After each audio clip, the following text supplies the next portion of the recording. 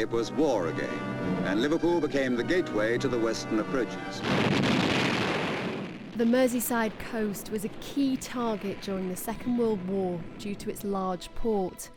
The bombing moved from the boats to the buildings of Liverpool, the worst of it during the May Blitz of 1941. Almost 4,000 people were killed and 70,000 more made homeless.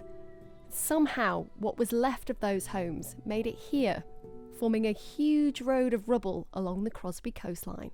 It is quite an emotive landscape, I think. When I'm here, you can kind of feel the impact of World War II more so than I think you get from a history book, because it really is people's lives and houses. Many visitors have no idea of the history right under their feet, but archaeologist Emma Marsh is trying to uncover its secrets. Tell me about this piece that we're sitting right next to. So this piece here, this would have made up part of a cornice frieze which sits along the top of a building, probably something like a bank. It definitely would have been from the centre of Liverpool. So this one I found, and it was wrapped up with a bunch of other lino. Though it's never been put down, it's never been laid down. It was most likely stored in the warehouses on Liverpool docks that were bombed.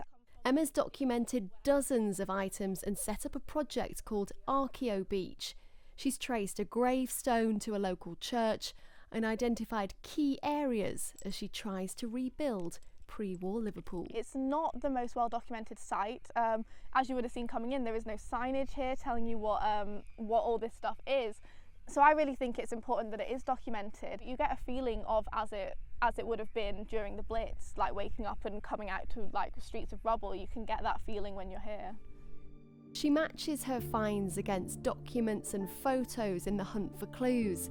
But Liverpool's devastation was captured in these incredible police photos currently on exhibition in the city. They may shed some light as to why the rubble ended up here.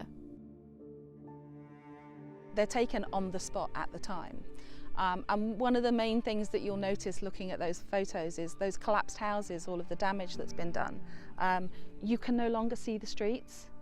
And obviously with the city being so important and with the workers needing to get to work, the first thing they have to do is clear the streets. And Liverpool wasn't alone in that they would take their bricks and their debris and to the outskirts of their city.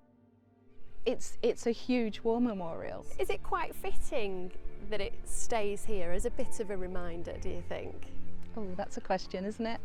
If you look at this from above, it's a big angry red slash on the coastline. And I think what's really sad is maybe that people don't realise what it is, and I think that people don't maybe there would be a different level of respect if people knew what it was. And there are so many stories yet to be revealed here as time and the weather eats away at the shoreline and the banks give way to much more of the city's wartime history. Can you imagine yourself still sifting amongst the rubble when you're a pensioner?